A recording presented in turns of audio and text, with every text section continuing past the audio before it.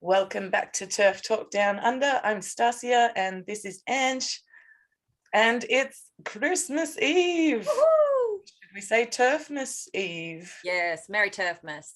Merry Terfmas. Couple of things this week.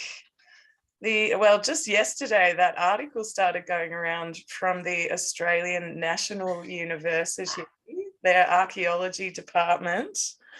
Is it ethical to gender a skeleton? What do you think, Ange? Is it ethical? Well, it's impossible. It's not just not ethical. It's impossible. Because I've made a comment on their post that said gender's a theoretical thing, and the only proof of any gender is assuming stereotypes, and it would only be determined by artifacts found with the corpse, like the way it was dressed, or tools or something like that. So the actual skeleton, you can't gender a skeleton, you can sex it. That's it. They're idiots. And the fact that their archaeology department asking this question is absolutely ludicrous. Yeah. I commented somewhere and just said, oh my God, this is so embarrassing. It is. And the majority of people agreed with us. Yeah. There's been a real turn in the tide recently, because I think people are absolutely sick of just reality denial like that. And most of the comments, like 70% of the comments, were on our side going, this is a ludicrous position. And then there was all this, oh, thank you so much, I'm non-binary. And that was it. Non-binary, God, it's just fictional. Yeah, we're all non-binary. Exactly. Yeah, look, I didn't even read the article. Did you? Yeah, I did. Okay. Yeah. I was just so irritated by it. I read like the first paragraph. I was like, I don't care, and just clicked it shut. But all of them read like, the 13-year-old intern's done it. Like there's no academic language. It's all the gender woo. And it's like they all read from a script. And that's why I think it feels like a cult, because no matter what the topic is or how obscure the topic is, it's all the same language. It's quite scary, really. Yeah. Bizarre that universities have been taken over by this ideology. The other news here in Victoria was an inpatient psychiatric ward has opened for women.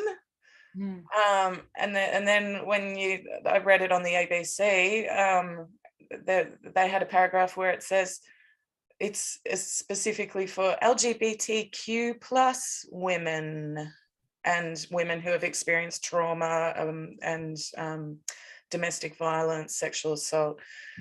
So it's not for women. No. And the advertising for it was, I'm a woman and I've experienced trauma and sexual assault within the mental health system, and that's why I need sex-specific spaces. And then the fine print, it says women and gender non-conforming people and things like that. And I'm like, what? Yeah. What? But the media is so hypocritical, because it's advertising it as a women-only thing, and it's only when you read the detail. Just when you were talking, I was reminded of that other awful article that's been going around. I think it was from the UK, where a trans woman has been arrested for having cocaine-fueled sex with a dog. And it's like, imagine ending up in a women's only at psych ward with that guy. Yeah. And the pictures of him was a bloke in a bad wig, and he was, it said, woman has cocaine fueled sex with a dog. It didn't say trans woman, it said woman. And it looked like a man. It's so disgusting. And and that obviously he'd be put in under mental health conditions. And imagine waking up in a mixed sex ward next to that terrifying sight. Just outrageous. It's terrifying even before you realise what he's done. That's right. That's right. Mm. Ooh. But speaking of creeps, yeah, we were saying before that we missed something that happened here in Self-ID Melbourne, where a disgusting trans-identifying male attacked a woman in the street. And that was also reported by the media as a crime committed by a woman. Yeah, yeah. Lisa Jones, I think the name was, just attacked this woman on the street, pinned her down to the ground, put his hands down her pants, all whilst yelling something like, have sex with me, have sex with me. And thank God some bystanders ran over and pulled him off her. Senator Chandler promoted that story and how outrageous it was that his crime was attributed to a woman. And I think someone on Twitter pointed out, imagine if white male crimes were reported as having been committed by Black men. That's the level of insult that's going on here towards women. Yep, exactly. Yep. Outrageous. Mm. The other stuff, not Australian related, but that image that was doing the rounds of a teenage girl that had her breasts removed, and she had all these cut marks on her arms and on her belly. That really generated a lot of discussion, didn't it? It did. And it wasn't just because I've seen trans double mastectomy scars in real life. And if they're done by a credible surgeon, they're quite discreet. But this girl had her chest hacked open in a great big stripe across it, no nipples, nothing, and she had a very obviously female body with the breasts barbarically removed, posing next to her mother and the smiling butcher who did it to her, the surgeon, apparently. It's a harrowing image.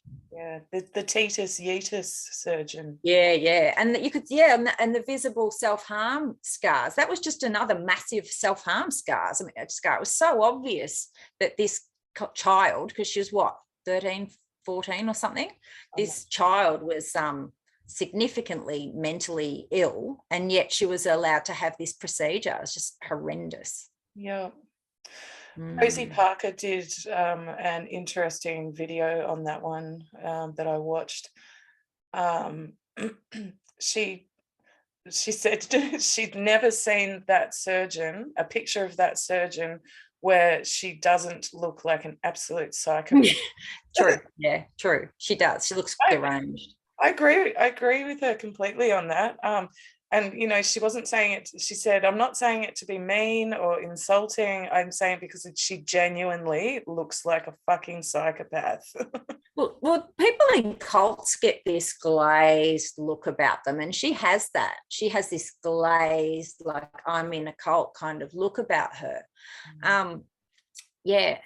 Gallagher, the name. Who? Dr. Gallagher. Oh, yeah. I was going to say something I forgot, as usual. Oh, I can hear my kids in the background. Ah! Yeah. And that doctor has also been featured on I Am Jazz. Yeah. She was like the revision surgeon, wasn't she? Maybe. But in recent episodes. That's what I was going to say. Yeah, go. Yeah. You go. Oh, that's what I was going to say. Here in Australia, we just had a massive expose of a plastic surgeon, like probably Australia's most well-known plastic surgeon. And, the ABC, the trans-captured ABC, did an expose of his unprofessionalism and the butcher jobs that he's done on people and the false advertising and just all the terrible breaches of, law and the things that this guy's done. And he's been practicing for 30 years. Now, there will be absolutely no surprise when that crackpot surgeon in the US gets hauled before a tribunal because she has a similar history, because it's obvious. And it's obvious to us just as onlookers that this person is breaching all sorts of medical, requirements. It's obvious, and mental health requirements as well. So if this guy here in Australia can be exposed, then hopefully some of these trans butchers will also be exposed. Hopefully. Oh God, I can just imagine it now. I bet there's going to be a whole lot of passing the buck. The surgeon will say, well, the mental health team should have screened them properly. And the mental health team will say, oh, we were just following guidelines from the Australian Psychological Society. And and that was evident on the latest installment of the Trans Train out of Sweden, that documentary or investigative journalism where they were looking at the gender affirmation model. That's what happened on the most recent episode. This kid, Noah, went on puberty blockers, was on puberty blockers for 4 years, when it's recommended they should only be on it for 2 years. And the poor kid, she ended up with, all sorts of back pains and joint pain because her bones weren't mineralizing properly. And so she had serious bone density issues. And it was the same thing over there. They were just like, oh, no, that's the department. The other department should have looked at that. Oh, no, the endocrinologist should have been monitoring that. And the head of the gender identity service was just like, not my fault, not our fault. We know Dr. Telfer here in Melbourne lied on national television when they said they weren't doing, Royal Children's Hospital weren't doing surgeries on minors. Now, I personally know a 15-year-old girl who had both of her breasts removed after presenting to Royal Children's at 12 with rapid onset gender dysphoria. Now, she was put straight onto the affirmation train, and weeks after her 15th birthday, she had both of her breasts removed. Like, this is a child I've known since she was born, right? So it happened. Now, the Telfer got on TV and lied and said it doesn't happen in Victoria. And how she was able to do that is that they refer these children who are patients of the Royal Children's Hospital to surgeons in another state where it is legal to get your breasts hacked off. And so this kid was shipped out in the middle of COVID lockdown without quarantining for 2 weeks, had her tits chopped off and returned to the state. And then they're on TV going, oh, no, we don't do trans surgery on minors. Oh, no, that's for kids who are over 18. Well, I know a kid. Yeah. That's how they get around it. Something. How's she doing now? How old is she now, and how is she coping? She'd be, I think, just turned 16, and she's a good kid. Seems to me pretty typically autistic, and her family is just fully affirming of the new identity and all positive. So, I know this girl first identified as a lesbian. So let's see if it all comes crashing down. They said it takes usually 3 to 7 years before the euphoria subsides, because they realise that all the promises that the surgery have of actually being a proper man or a proper woman mean nothing, and that they will never actually pass. Now, this kid, I'm 5'2" on a good day. This kid is like 4 foot something. She never got a chance to grow. So she's a 4 foot overweight, male identifying kid. It's just heartbreaking, actually. It's absolutely heartbreaking. So she had puberty blockers as well. It must have. That would stunt your growth, yeah. And she's I remember her as a baby. There's no obvious sign to me that she was, gender non-conforming any more than any other tomboy, any more than me or anyone else. So, but she's one of 3 sisters, and mum desperately wanted a boy. And she knew that. And when this kid came out as trans, it was like, oh, I've got the boy I always wanted. Oh, gosh. There's something really symbolic about removing the breasts of young girls like this, symbolic in terms of the level of woman hatred going on right now in the world, fueled by porn. It's just crazy. And fueled by Me Too as well, because men are in fear, and they're looking at a way to victim blame. Yeah. That's why sex workers' work is such a marvelous endorsement for prostitution and pornography, because then they can put it back on the woman who's doing that to earn money and say, well, she's doing it for money and she's doing it because she enjoys it. That's a form of victim blaming, in my opinion. Well, shall we bring in our guests? Yes. And I must apologise, I'm not wearing a Santa hat. Can't find one. In a house with 4 kids, no Santa hats. Where are they? But I got my little elf. So yes, we could bring in our guest. There she is with a Santa hat. Hi, ladies. Hi, Jasmine. Tasha, how are you? Do you like my elf hat? Lovely. On my screen, this is written backwards. Does it look backwards on your screen? No. That's weird, hey? Yeah. Okay. The iPhone's sorting it out for us. Yes. Well, Merry Christmas Eve. Yes, Merry Terf. And to you. Merry Terfmas. Nice. It's been a big year, hey? So it's great to have a chat about, it's kind of 1 step forward, 2 step back with this ideology, isn't it? So Jasmine, sorry. Yeah. You go. Do you want to explain to viewers how we all came to know each other, how your involvement in the whole TERF thing? Sure. Well, I got interested in probably like 2019, watching the debate with the reform of the Gender Recognition Act in the UK, and spending a lot of time on Twitter learning about all of that. And then when Stasha set up the Coalition for Biological Reality in Australia, I joined that pretty early on. And I guess I got interested in it because I'm a mother of 3, and I'm a breastfeeding counsellor.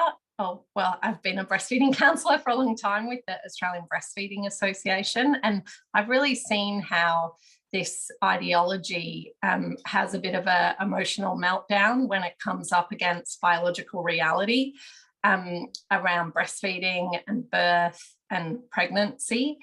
And I've seen how that's done a lot of damage to services that are there to support mothers and women. And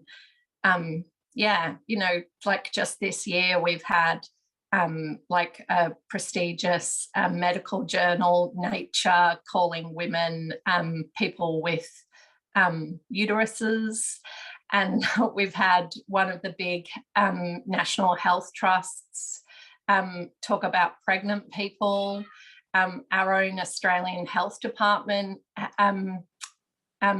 despite not including women in the early trials for COVID vaccines, then said actually, encouraged to put a lot of pressure on women to get vaccines, but called them pregnant people again, which is, really offensive. And all the breastfeeding charities around the world have either completely adopted or flirted with this biology denying ideology in talking about pregnant parents or breastfeeding people or chest feeding, all this hateful language that debases the most essentially female thing that we do, which we should be proud of and should be celebrated, as a community. I saw just yesterday this horrible meme from some, trying to be kind, I assume, church group up in Queensland, which had a picture of Mary, with the shepherds, the full nativity scene, and it said, Mary was a surrogate to 2 dads, and all families, you know, what was it? Love is family, or, you know, all families are love. And just like, such a strange. I don't understand that. Who are the surrogates? God and Joseph and God. Because got two dads, so Mary's the surrogate to God. I don't know quite how it works, but yeah, really tasteless. Yeah, that's shocking. Bloody hell. So when the health department released these guidelines for pregnant people, I thought they then did a backflip and changed it back to pregnant women. They did, and I think Senator Claire Chandler had a quiet word, or maybe not a very quiet word, with the health minister, and he pushed that through with the health department, but which is good. But the health department are still hopelessly captured. You know, if you follow them on social media, where they say what they really think rather than in policy and guidelines, you know, they'll talk about like it'll be a prostate awareness campaign, and it'll be men getting their prostate checks. But for cervical cancer, you know, they use this really twisted language around, you know, people, or if you're eligible. Like, they've tried a few different things, and every time they get slammed by women. And but then they try something else. They just refuse to actually say, women, get your cervix checked, you know, which is so dangerous, you know. It's like, offensive. because you're right, and it's totally offensive. And it's really bad health policy as well, like public health policy, you know. Same with the breastfeeding associations. They're so desperate not to offend women who identify as men, or exclude men who wish they were women and wish they could breastfeed, that they talk about parents, you know, and all parents, and human milk instead of breast milk, you know. And they think it's a positive that that more human milk is available, even if it's made by a man, you know. Like, it's really disturbing, you know. And it's not just at that extreme end, where, you know, hopefully there's actually very, very few men who have access to a baby who the woman, the mother, would allow to breastfeed. You know, it's probably like 0.001, you know, percent. They're not even breastfeeding, because the gunk that they're feeding these defenseless babies is not actual breast milk. Men can't produce breast milk the same way that a mother can. Yeah, you're feeding totally them pus. Yeah, well, God knows what it is, you know. And that's the thing, we don't know, you know. So mothers are told not to drink alcohol at Christmas, or, you know, that they have to wean if they're taking a medication, even though the medication isn't going to go through to the breast milk. They get told this all the time, you know. But when, you know, entitled men want to experience, you know, making milk, we're supposed to just say, sure, you know, take the baby. It's craziness, you know. It really is. Yeah. But it's also dangerous in providing health advice for this tiny little group that is not relevant to them, you know. Like, chest feeding is a great example of that. Like, chest feeding, you know, was invented, like, you know, as a term like 5 to 8 years ago in Canada, because a woman identified as queer or a man, she'd had a mastectomy, you know. So her baby wasn't getting any human milk. Her baby was getting formula, you know, through a little tube that was attached to her remaining, like, scar tissue former breast, you know. Like, that's not relevant at all to health advice for breastfeeding mothers, you know. Did you see that video that was going around a few months ago? I think it was narrated by Courtney Cox, and And it was a trans couple, so a trans man and a trans woman. So the trans man was pregnant and they did a home birth because something happened at the hospital and they were offended and felt invalidated. So they decided they were going to do this home birth. And at the end of it, once the baby was born, the trans woman tried to breastfeed the baby, and someone asked, oh, how's it going? And he says, oh, the baby's latched, but there's no milk coming out. So, of course there's no milk coming out. Oh my God. That is a disturbing video. I saw it. It is disturbing. Yeah, it's really bad, you know, and that's what you know, so we've got the crazy like woke sick trusts in the UK who say, you know, we should say breastfeeding and chest feeding interchangeably. But what they're not honest about is that you can't have one part of the ideology without all parts of the ideology. So if you say men can breastfeed or men can give birth, like with that crazy emoji, you know, we've got the pregnant man emoji now, which they brought out just in time for Mother's Day this year. You know, way to cause offense. But so if you say men can be pregnant and men can breastfeed or chest feed, then you're also letting in that really unwell man who it like admitted outright that he wasn't making any milk. You know, like men can make some nipple secretions, but there's been no testing. You know, we haven't even, there's been like 2 case studies in the medical literature which were all about affirming the feminine identity of the trans woman, you know, in making milk. You know, they didn't test the milk. There was some self-reported information about how much milk the man made, which wasn't anywhere near enough for the baby to be sustained and survive. You know, all these babies are going to be formula fed mainly, you know. And the reality is the sooner they're introduced to formula, the better. And that's what you know, if the breastfeeding charities, including the Australian breastfeeding charities, weren't so obsessed with human milk, then they'd acknowledge that these babies should be fed formula. You know, that is the best option for a baby whose other alternative is being experimented on by a man to satisfy his God knows what.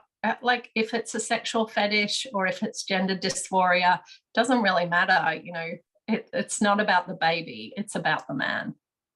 They don't have gender dysphoria, these organophiles. They have gender euphoria. So every time they take something that is like specifically female, they get a rush out of it. That's why they're entering our spaces. That's why they're trying to breastfeed and menstruate and all that stuff, because they get a high from taking something from us that is just for us. Because your average transsexual, and I know I don't want to sound like I'm defending them, but the average transsexual doesn't want that stuff. They just want to, you know, get a mortgage and get a house to live in without discrimination and not have people point and laugh in the street. They don't want to take away from actual women. So, I get most offended by bleeders when I get called a bleeder, because 10 years ago yesterday, I had a miscarriage at 12 weeks and I had a D&C this time 10 years ago, like 2 days out from Christmas, ruined Christmas.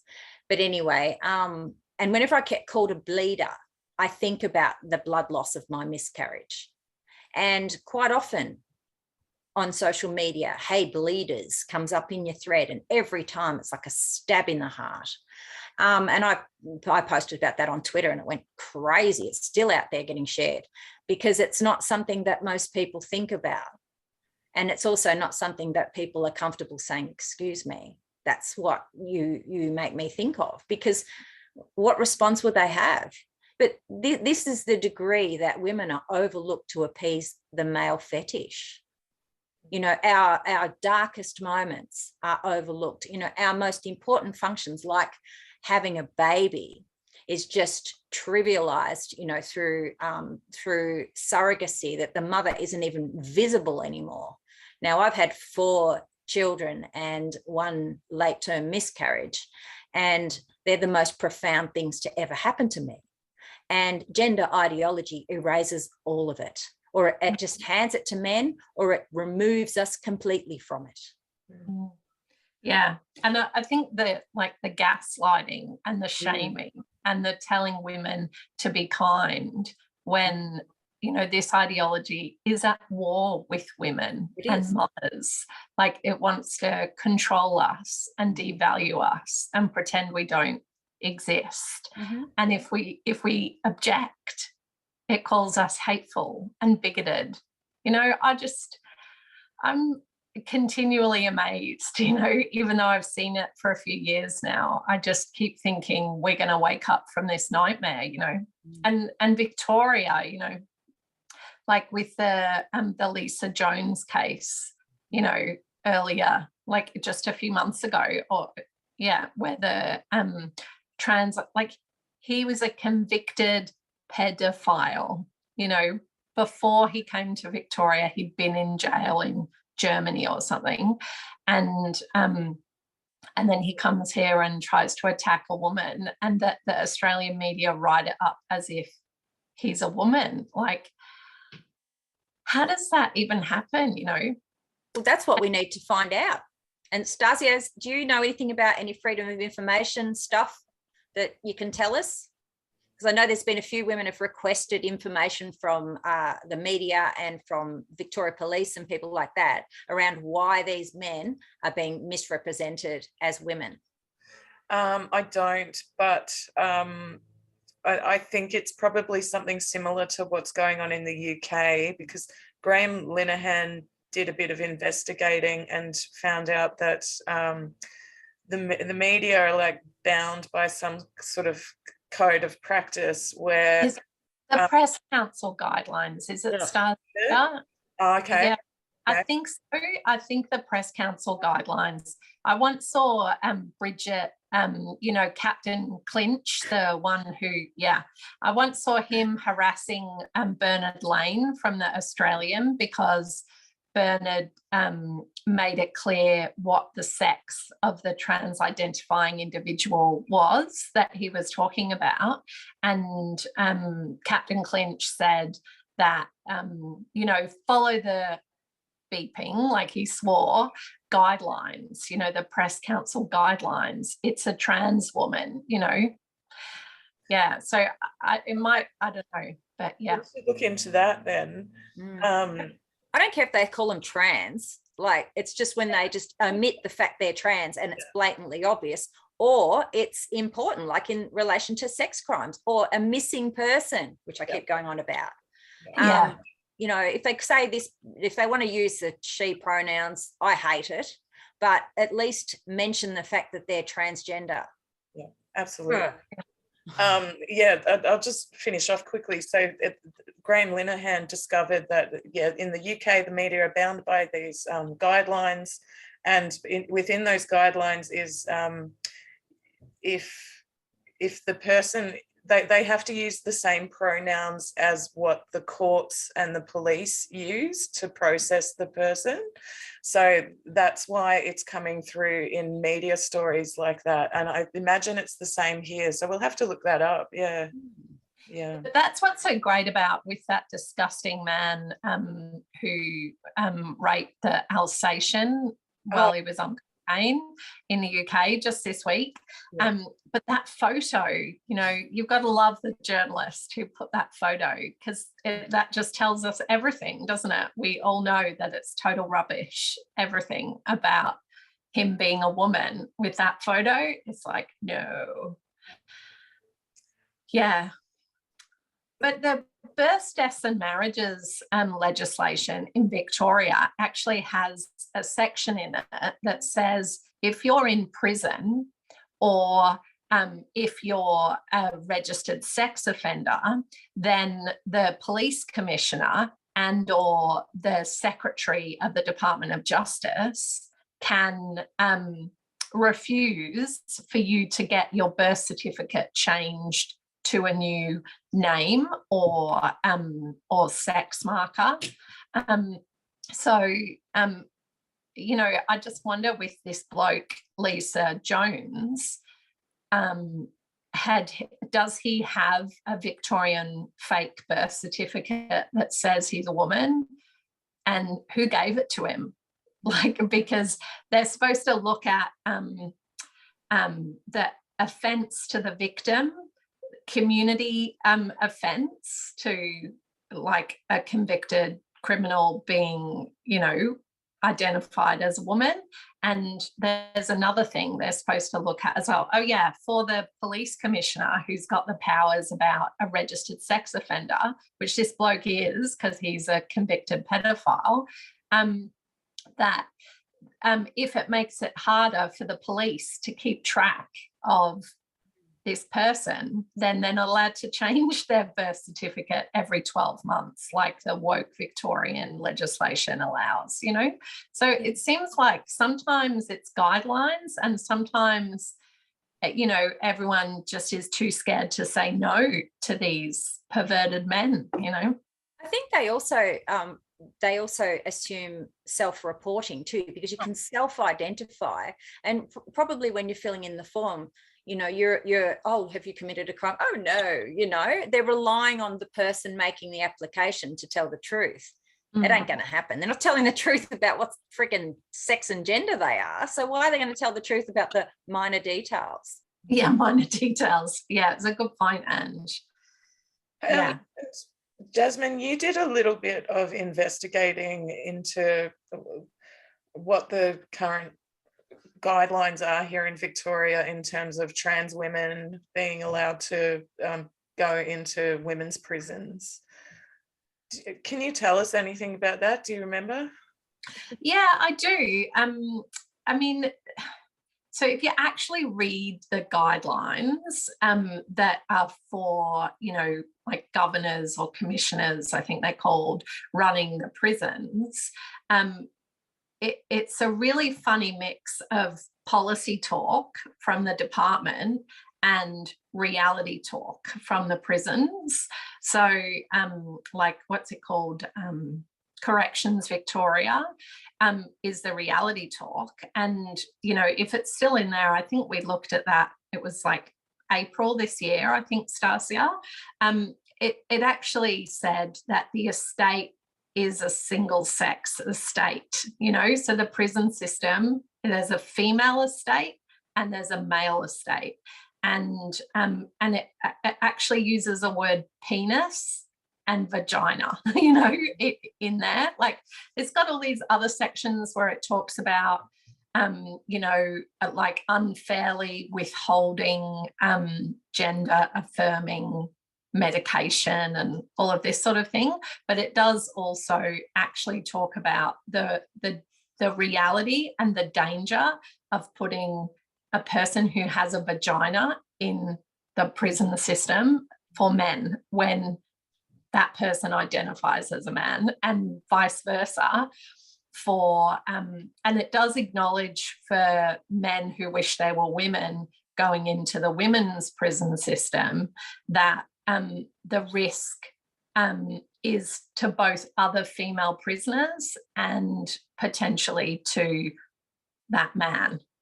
I don't know really what the risk is to that man. Maybe some, like, you know, prison, like, tough nut is going to attack him. I'm not sure that's really going to happen. But yeah, so it's not clear from reading those guidelines what is actually happening. Like, it was kind of, to me, it seemed like they would do a risk assessment on a case-by-case basis to determine whether or not a male could be placed in a women's prison.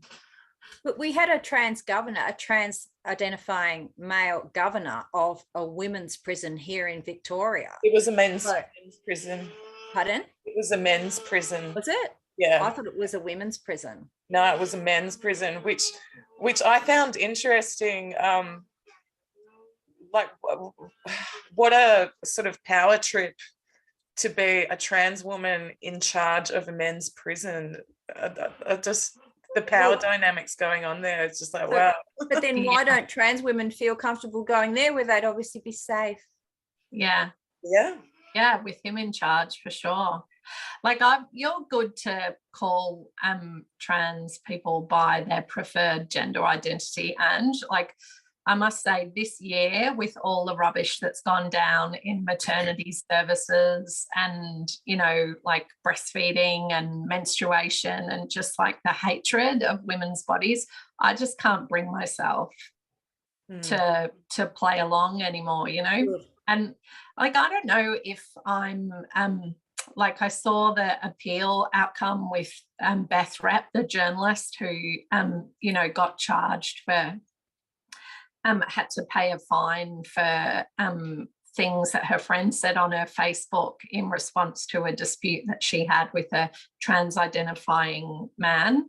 And originally it was vilification, and then it came back that it's not vilification to necessarily vilification to recognise that trans women are male, you know.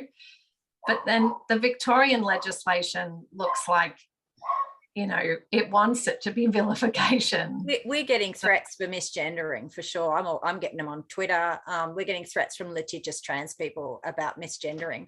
You know, I would prefer to call men men, but I see our role at the moment is, I mean, to some degree, we're in an echo chamber speaking to ourselves here, but I think about that person who doesn't understand, and trans woman is the bloke in the wig. And so I use trans woman in a private conversation, I'd call him a man. But when I'm speaking publicly, one, I don't want to be sued, and two, because that's the layperson's understanding of a man who pretends to be a woman. And so I agree. I absolutely agree that they are men, that they should be called men. But if we are hoping to educate the public and make them aware of what's actually going on, there has to be some give and take, a little bit of nuance. I would not ever say, oh, you know, he's a woman, ever. But I will call someone a trans woman, because otherwise people have no idea what I'm talking about. And I spend a lot of time out in the real world trying to tell people what's actually going on. And I've managed to pique people I never even imagined, but I have to use the layman's terms. Because otherwise they do not understand. A trans identified man is a trans man in their minds. And you know, I can try and educate them, but I've got better things to do. I'm just trying to tease it out. But no, I agree with you. I agree with everyone who says, right, militant language, take no mercy. But in my real world, that's not always possible. I was thinking about this the other day, like even the term gender critical, most average Australians out there would have no idea what that means. Or TERF. TERF, yeah. Never heard of a TERF, most of them. So we've got to keep the language simple for the uninitiated to understand, I think. And that's why I think maternity and health services are such a powerful example and a great way of having a conversation with someone. You know, it's like, well, there was the period undies company from New Zealand that just recently featured a story from a trans woman who said that they got their period too, and that they were more comfortable in these period undies when they had their period, and the company on their Facebook post, they ended up deleting it because they got such negative feedback from women saying, what has he got, diarrhea? Like, are you serious? Like, no, he doesn't get his period. He doesn't have a uterus. Like, just kind of practical examples of how, like Ange says, like, it is a religious belief system that humans can change sex, and that, if you really want something, that it can be real, So, but yeah, it's hard to have those conversations with people unless they've seen something in their life, Like, but that's happening now, you know, like with young kids. Like, I remember when the laws came through early in, you know, January, the like compulsory affirmation of gender identity laws. They called it something weird, like tried to make out it was about gay conversion therapy, but actually it was about compulsory conversion to gender identity. Like, that's what the result is. And Virginia Trioli did an interview with someone who was on side about it, and someone rang up and said, you know, it's a fashion, like just like when we were kids it was goths and, you know, like, you know, the emo kids, and, you know, you had some self-harm in that as well, like cutting, you know, which wasn't really cool, but it was kind of like this subculture, you know. And now it's gender identity, like gender expression, non-binary, fluid, like it is a fashion, you know. And Virginia Trioli had a fit. She's like, I wouldn't want to call it a fashion, you know, it's someone's identity. We should be respectful, you know. Yeah, she cut that caller off like within seconds, didn't let them finish, and yeah. But I'll never forget, Stasia, I went down to my local shops the next day and there was this massive display in the Just Jeans window, and it was like, you know, all love, all identities, like it was marketing transgenderism to young people so they would buy their jeans. It's totally cool. Like, it just is cool with the young people, you know. Absolutely. Not the ones I talk to. Yeah, well, that's good, Ange, but, you know, I mean, Just Jeans wouldn't do it if their market reach didn't tell them. I think a lot of kids are wise to marketing though. Like, they realise that, you know, that it's something, if it's being pushed at them by the establishment, then maybe it's not that cool. I think a lot of kids, you know, I mean, my daughter talks about how basic she is, which means that she's, you know, heterosexual, white, you know, quite, you know, not weird like a mum, you know, and she says, oh, I'm basic. And she says it with a little smirk, that she's almost proud to be just a kid, a normal kid. Yeah. And I'm like, the force is strong in this one. You know, and if this daughter's particularly aware of the peer dynamic, and she says, oh, mum, you know, everyone reckons they're pan or bi. So there's these like 13-year-old girls, oh, they're all pan or they're all bi. And she says it with an awareness that it is a fad and a fashion and something that is being pushed by society. So it may not necessarily be that cool. Yeah. I've long thought that part of what needs to happen to really shift this and move away from freaking gender identity, I think we're going to need kids pushing back, kids that look at what's going on and realize that actually this is kind of warped and a bit fucked up, and so then it becomes uncool to be non-binary or trans or bloody demisexual, whatever you want. I think that is, I've seen hints of that starting. There was a picture that went around where girls at a school in the US had put a sign on a girl's change room that said AFAB only, so assigned female at birth only, and some trans girl was like big complaining about it, and he didn't feel safe in the school anymore, blah blah blah.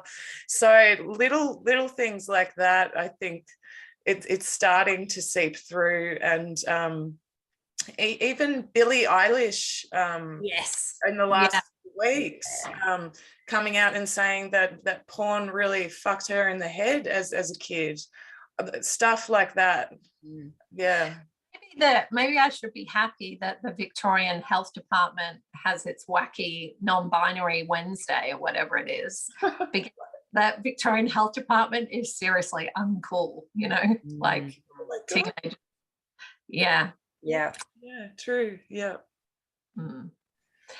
Yeah, well, it's good, Ange. I'm glad your daughter's got her head screwed on the right way. But then on the other hand, places like all the Headspace and all the youth counselling centres for kids who have like issues and all of that stuff, they're fully 100% captured. And the first thing they do when you refer a child to one of these, state-funded services is, what is your gender identity? Yeah. So well, one of the yeah. Oh, sorry. No, I was just going to totally agree with you. Like one of the breastfeeding counsellors who was really big in pushing the chest feeding for women, breastfeeding for men kind of resource they put out this year.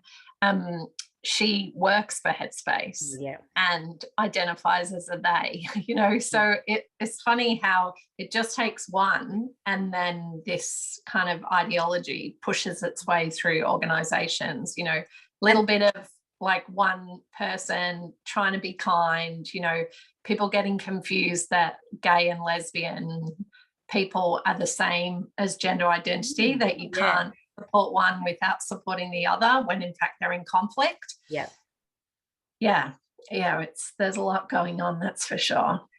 But Headspace is they need. I would never send my kids there. No, it's not a safe space for gender non-conforming or autistic people, No. And that sort of demonstrates the class divide too, because people who can afford private practitioners have a choice of the service they receive, whereas people who are on the public system, and that's, they get chucked into the gender clinics and the mental health services that are youth oriented, but all of them are captured. Whereas the private clinics, and I speak to private clinicians because that's my world, professionally and probably in the head, that their position is one of neutrality, leaning towards being against the indoctrination, but all of the public systems are captured. It is terrifying because the most vulnerable kids are the ones getting channeled into it. Yeah, I saw one of the big hospitals in Melbourne's branding the other day for their values, and it was your culture, your identity, your health. For a big tertiary hospital, like it's for your health, like what does your identity have to do with the service you get when you turn up to emergency or when you give birth or when you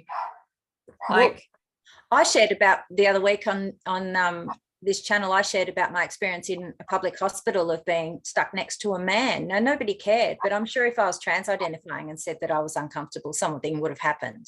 Maybe would have got my own room, a nice private suite, who knows? And it's that double standard that's so incredibly offensive. Yeah, that's what gives me the shits. No one cares about women's lived experience. No one cares about women living with the post-traumatic stress disorder because of male violence, not wanting to encounter males in women's spaces. No one cares about that. That's bigoted. But if a trans person feels unsafe, then it's let's turn society upside down for them. It's just outrageous. I met some women on Twitter who live in women-only public housing, and their whole block of units is being terrorised by a trans-identifying male in the unit, who is dealing drugs and prostituting himself and all that sort of stuff. And everyone else in that unit block is female and living in fear of this trans-identifying male. No one gives a crap about them. And if he was the one to complain that all the women didn't like him, yeah, it's really unfair. Ladies, we're nearly coming up to an hour. That went fast. Yeah. So much material to cover. No wonder you guys do this weekly. Yeah, that's it. Yeah. We were going to talk about what's the biggest story of the year, so maybe we can go around and have a think. Can I go first? Yes, you can. For me, the standout story was the Wee Spa incident from California. It just proved everything that we've been talking about. I'm sure our viewers already know the story, but you know, this was a male who changed his legal sex to female. He hadn't had hormones or surgery.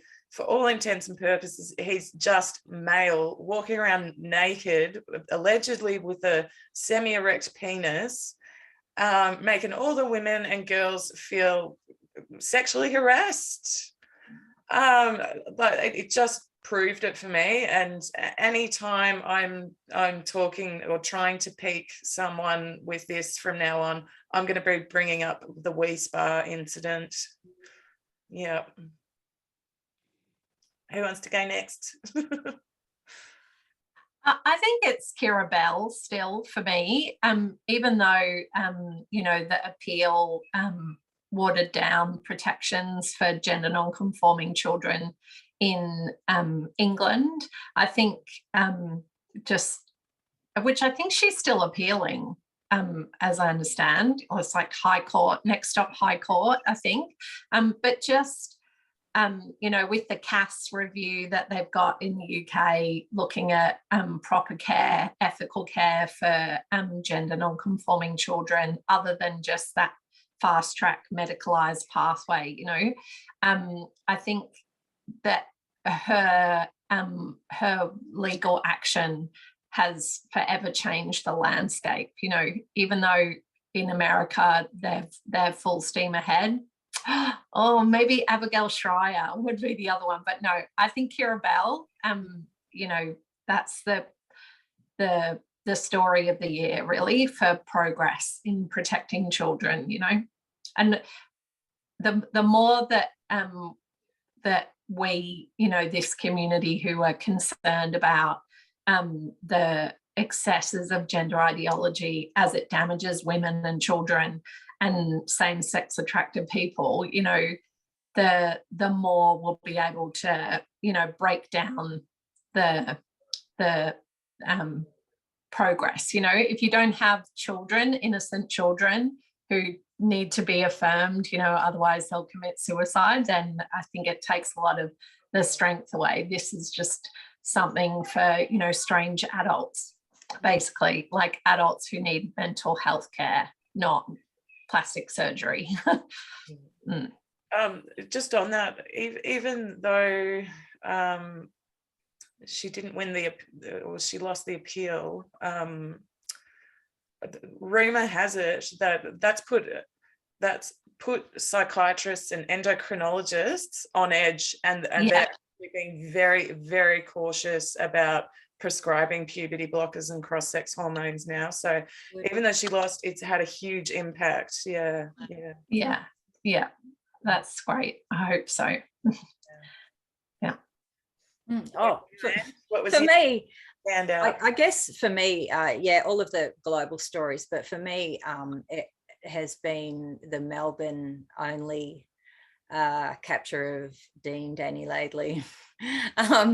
It has been the thing that has freaked me out the most, because this year, while we were mostly in lockdown here in Melbourne, the media capture of transgenderism was embodied by this criminal, spousal abuser, stalker, you know, becoming the most popular person in like Melbourne media.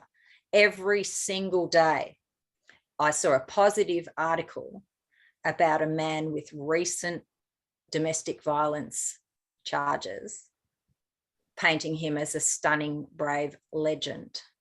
All of his crimes have been completely erased. And for me, that is this is in my town, you know. It was early in the year where I came across his victim in a secret group and heard her side of the story, what it's like to have this man represented as a female after what she experienced, and also what he did to the police, who were basically trying to, you know, hang on to that reality. And yeah, they were laughing at him because it was ridiculous that a man commits crimes as a man and a week later he gets processed as a woman. It ain't going to happen. you know. So to me, that's like a massive peak trans moment for my city, for my completely captured, woke, media, you know, sick city. And it impacted me personally when Laidley popped into my Twitter making threats of suing and stuff like that. And, you know, which was great because he kind of amplified me a bit, and he also made a lot of the other Tims leave me alone. But yeah, you know, for me, it's always the personal impact. You know, I'm very aware and concerned, but the reason that I fight this fight so hard is because it is deeply personal for me. You know, I've been around trans people for most of my life. I've got family members who've transitioned. And people don't believe me, but it's true. You know, like I said, there's that child that I know that I held as a baby when she was days old, who's now had her breasts hacked off. You know, this is a deeply personal fight. So for me, the biggest story of the year was the shit fight going down in my own town.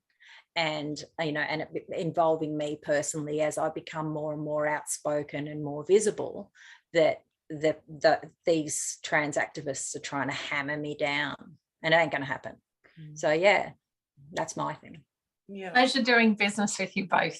No. Like, you're a continual inspiration to me. Every time, you know, I come across another person who's been damaged by this ideology, I think of the awesome women I've met. Yeah. And, you know, I wouldn't have it any other way. Yeah, we've met some amazing women. Like, we're so lucky. Yeah. It's been worth it. 100%. It's been worth it. Agree. Yeah. Well, last thing, Kath Deves and Senator Claire Chandler are going to be on A Current Affair tonight on Channel 9. Don't make me watch it. Yeah. Can't wait. That's going to be great. Yeah, so I'm really looking forward to that. So tune in if you can, everyone. I think that's everything. So have a wonderful Christmas, both of you. Yes, you too. Yes. Thank you. And thank you to all our subscribers. Yes, thank you. We'll probably do a New Year's, it'll be New Year's Eve a week from now, and yeah, I'm up for it. I'm not doing anything. I'll be hopefully up in Queensland if I can get into the state. Yeah. Yep. All right, well, we'll probably see all our subscribers again on New Year's Eve. Thanks, everyone. See you then. Thank you. Bye. Bye.